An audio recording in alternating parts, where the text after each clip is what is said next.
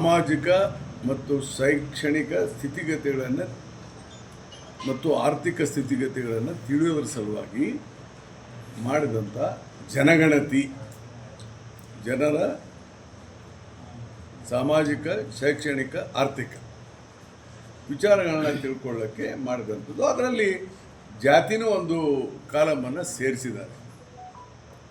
ಹೀಗಾಗಿ ನಮ್ಮ ಮುಖ್ಯಮಂತ್ರಿ ಸಿದ್ದರಾಮಯ್ಯನವರು 2015-16ನೇ ಸಾಲಿನಲ್ಲಿ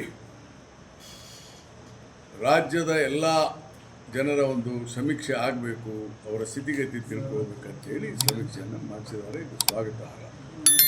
ನಾನಿನ್ನು ಸ್ವಾಗತಿಸ್ತೇನೆ. ಇವತ್ತೇನು ಈ ಶೈಕ್ಷಣಿಕ, ಸಾಮಾಜಿಕ, ಆರ್ಥಿಕ ಜನಗಣತಿ ಮಾಡಿದ್ದಾರೆ, ಈ ಜನಗಣತಿಯನ್ನು ನಾನು ಸ್ವಾಗತಿಸ್ತೇನೆ. ಇದು ಅತ್ಯಂತ ವೈಜ್ಞಾನಿಕವಾಗಿ ಆಗಿದೆ. ವೈಜ್ಞಾನಿಕವಾಗಿ ಆಗಿಲ್ಲ ಅಂತ ಹೇಳಿದ್ರೆ ತಪ್ಪಾಗ್ತದೆ. ಇದನ್ನು ಗಣತಿ ಮಾಡಿರೋರು ಯಾರು? 190% ಸುಶಿಕ್ಷಿತ ಶಿಕ್ಷಕರು ಮನೆ ಮನೆಗೆ ಹೋಗಿ ಈ ಜನಗಣತಿಯ ವಿಚಾರವನ್ನು ಕೊಟ್ಟಿದ್ದಾರೆ. ಆದರೆ 100% ಕರೆಕ್ಟ್ ಆಗ್ತದೆ ಇಲ್ವೋ ಅನ್ನೋದ್ರ ಬಗ್ಗೆ ಚರ್ಚೆ ಆಗಿದೆ. ಅವರೇ ಅಭಿಪ್ರಾಯ ಕೊಟ್ಟಿದ್ದಾರೆ. ಯಾರು? ಗಣತಿ ಮಾಡೋರೆ.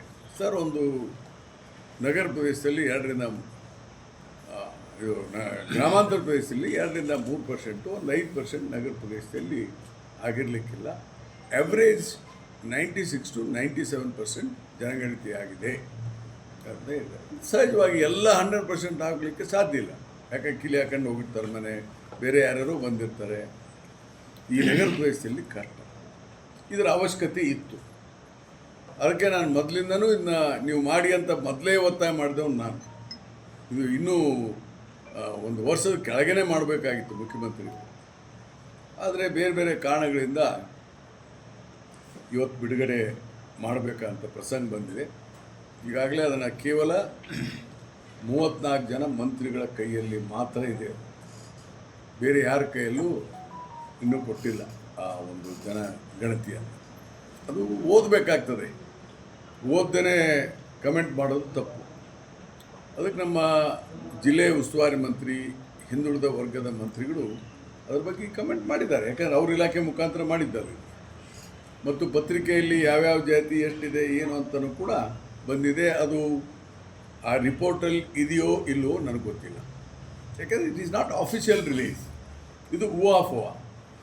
ಲಿಂಗಾಯತರು ಇಷ್ಟಿದ್ದಾರೆ, ಒಕ್ಕಲಿಗರು ಇಷ್ಟಿದ್ದಾರೆ, ಲಿಂಗಾಯತ ಉಪಜಾತಿ ಇಷ್ಟಿದೆ, ಮುಸಲ್ಮಾನರು ಇಷ್ಟಿದ್ದಾರೆ, ಪರಿಶಿಷ್ಟ ಪಂಗಡ ಹೇಗಿದೆ, ಜಾತಿ.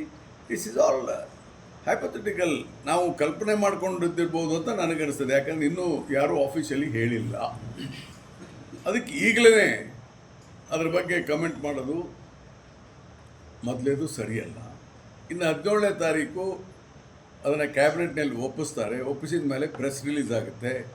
ಅದನ್ನು ಏನು ಮಾಡಬೇಕು ಅಂದರೆ, ಇದು ಯಾಕೆ ಮಾಡ್ತಾ ಇದ್ದಾರೆ ಅಂದರೆ, ಶೈಕ್ಷಣಿಕವಾಗಿ ಹಿಂದುಳಿದಂಥ ಜನಕ್ಕೆ ಮತ್ತು ಆರ್ಥಿಕವಾಗಿ ಹಿಂದುಳಿದಂಥ ಜನಕ್ಕೆ, ಸಾಮಾಜಿಕವಾಗಿ ಹಿಡಿದಂಥ ಜನಕ್ಕೆ ಏನೇನು ಮುಂದಿನ ತೀರ್ಮಾನಗಳು ಮಾಡಬೇಕು ಅನ್ನೋದಕ್ಕೆ ಇದು ಖಂಡಿತವಾಗಿ ಸಹಾಯ ಆಗುತ್ತೆ. ಇದನ್ನು ಎಲ್ಲರೂ ತಪ್ಪಿದರೆ, ಯಾವುದಾದ್ರು ಉಪಜಾತಿಗಳು, ಉದಾಹರಣೆಗೆ ಲಿಂಗಾಯತರಲ್ಲೇ ಇದನ್ನು ಸರಿ ಮಾಡಬೇಕು. ಸರಿ ಯಾರು ಮಾಡಬೇಕು? ಚೀಫ್ ಮಿನಿಸ್ಟರ್ ಅಲ್ಲ, ಸರ್ಕಾರ ಅಲ್ಲ, ನಾವು.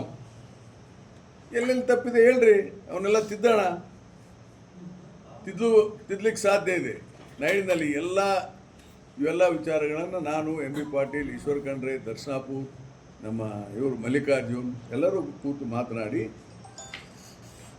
ಇವತ್ತು ಲಿಂಗಾಯತ ಸಮಾಜ ಯಾವ ಶೈಕ್ಷಣಿಕವಾಗಿ, ಸಾಮಾಜಿಕವಾಗಿ ಹಿಂದುಳಿದು, ಈಗ ಎಲ್ಲರೂ ಕರ್ನಾಟಕದಲ್ಲಿ 3 ಜಾತಿ ಬಿಟ್ಟರೆ ಎಲ್ಲರೂ ಹಿಂದುಳಿದವ್ರೆ. ಬ್ರಾಹ್ಮಣರು, ನಗರದ, ಜೈನ್ 3 ಬಿಟ್ಟುಬಿಟ್ರೆ ಎಲ್ಲರೂ ಈಗಾಗಲೇ ಹಿಂದುಳಿದ ಇದ್ರಾಗ ಇದ್ದಾರೆ. 3A 3B ಇವೆಲ್ಲ ಎಲ್ಲರಿದ್ದಾರೆ. ಇದನ್ನು 85.1%ಗೆ ರಿಸರ್ವೇಷನ್ನ ತೆಗೆದುಕೊಂಡು ಹೋಗ್ಬೇಕಂತ ಜಯಪ್ರಕಾಶ್ ಹೆಗಡೆ ಹೇಳಿದ್ದನ್ನು ಅದನ್ನು ಸ್ವಾಗತ ಮಾಡ್ತೇನೆ. 85.1%. ಇದನ್ನು ಅವ್ರು ಇಷ್ಟೆಲ್ಲ ಹೇಳ್ಯಾರ. ನಾನು ಇದನ್ನು ಒಂದು ತಾಸನಾಗ ಹೇಳ್ಬಿಟ್ಟಿದ್ದೆ ಮೊನ್ನೆ, 85% ಮಾಡಿರಿ ಅಂತೇಳಿ. ಯಾಕಂದ್ರೆ ಇದಕ್ಕೇನು ದೊಡ್ಡ ವಿದ್ಯೆ ಬೇಕಾಗಿಲ್ಲ. ಇದಕ್ಕೆ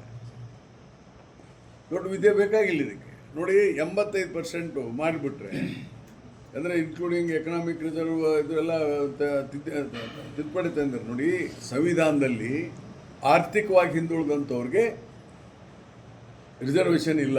ಆಮೇಲೆ ಜಾತಿಗೆ ರಿಸರ್ವೇಷನ್ ಇಲ್ಲ. ನೀವೆಲ್ಲರೂ ಜಾತಿ ಜಾತಿ ಜಾತಿ ಅಂತೀರಿ. There is no caste, there is a class. ಹಿಂದುಳಿದ ವರ್ಗ, ಹಿಂದುಳಿದ ಜಾತಿ ಅಲ್ಲ, ಹಿಂದುಳಿದ ವರ್ಗ. ಹಿಂದುಳಿದ ವರ್ಗ ಅಂದರೆ ಇವೆಲ್ಲ ಜಾತಿಗಳು ಅದರಲ್ಲಿ ಬರ್ತಾರೆ. ಈಗ ಮುಸ್ಲಿಮರನ್ನು ಇವ್ರಿಗೆ ಯಾರಿಗೂ ಅರ್ಥ ಆಗ್ತಾ ಇಲ್ಲ, ಬಿ ಜೆ ಪಿಯವ್ರಿಗೆ. ಮುಸ್ಲಿಮರನ್ನು ಅಲ್ಲಿ ಹಿಂದುಳಿದ ವರ್ಗಕ್ಕೆ ತಂದಿದ್ದಾರೆ. ಚಿನ್ನಪ್ಪರೆಡ್ಡಿ ಆಯೋಗ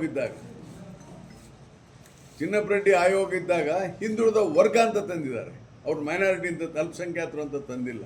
ಅಂದರೆ ಇವರು ಸಾಮಾಜಿಕವಾಗಿ ಶೈಕ್ಷಣಿಕವಾಗಿ ಹಿಂದುಳಿದ ವರ್ಗ, not A cost, not A religion.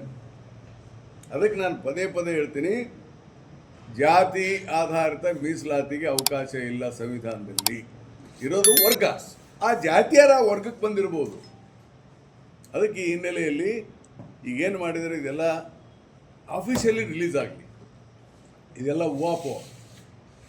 ಅದಕ್ಕೆ ನಾನು ಕೂಡ ಇದನ್ನು ಸ್ಟಡಿ ಮಾಡ್ತೇನೆ. ದಿಸ್ ಇಸ್ ಎ ಟೆಕ್ನಿಕ್ ಇದೆ ಇದರಲ್ಲಿ. ಸ್ಟಡಿ ಮಾಡಿಬಿಟ್ಟು ಅದಕ್ಕೇನಾದರೂ ಸಲಹೆಗಳನ್ನು ಕೊಡೋದಿದ್ದರೆ ಸರ್ಕಾರಕ್ಕೆ ಕೊಡಿಸು, ಜನತೆಗೆ ಒಳ್ಳೇದು ಮಾಡಬೇಕು. ಅದರಲ್ಲಿ ವಿಶೇಷವಾಗಿ ಲಿಂಗಾಯತ ಸಮಾಜಕ್ಕೆ ಅನ್ಯಾಯ ಆಗಬಾರ್ದು. ಅದಕ್ಕೆ ಅದನ್ನು ಸ್ಟಡಿ ಮಾಡಿ ನಾವೆಲ್ಲ ಕೂತು ಏನು ಮಾತಾಡಬೇಕು, ಅನುಕೂಲತೆಗಳನ್ನು ಮಾಡಬೇಕು. ಈಗ ಉದಾಹರಣೆಗೆ ಅಲ್ಲಿ ಹೇಳಿದ್ದಾರೆ Jayaprakash Hegde, is one of the good chairman. ಅವರು 8% ಕೊಡಬೇಕು, ನಾನೀಗ 10% ಲಿಂಗಾಯತಿಗೆ ಕೊಡ್ರಿ ಅಂತ ಹೇಳ್ತೀನಿ. ಅದು ಬಂದ್ರೆ ಹಂಗೆ ಯಾಕೆ ಕೊಡಬಾರ್ದು?